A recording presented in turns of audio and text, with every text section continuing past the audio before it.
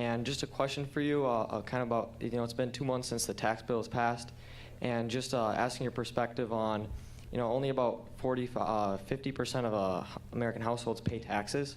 And what is your perspective on that when all of a sudden everyone has an opinion on where taxes should be allocated, when only about 50% of households actually pay taxes, and just kind of your perspective on that? So just a quick correction, you mean income taxes. Yeah, federal income tax, only about 50% of American households pay federal income tax. Virtually all households pay some form of tax, right? They pay sales tax, or they pay state tax, or property tax, or that kind of stuff.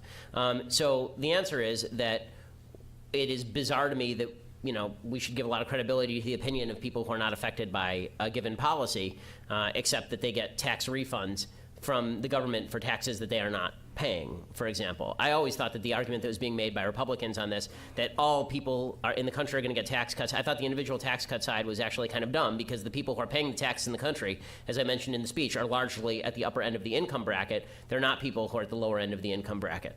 So it's a problem. I mean, I do think that as we shift that burden more and more toward the upper end of the income spectrum, it's going to be very easy for the 70% of the public that's paying not very much tax to put all the tax burden on the other 30% of the public. And there's going to come a point where people at the upper end of the tax spectrum are sick of that, and they just start doing all their business offshore, which is one of the reasons why I was in favor of the tax cut. Not even because it would help me, because it wouldn't. I live in California. I actually pay more taxes under this tax bill. But because I think that it's important that we bring business back from overseas, and the only way to do that is to make the tax rates fiscally friendly to people who actually want to create jobs in the country.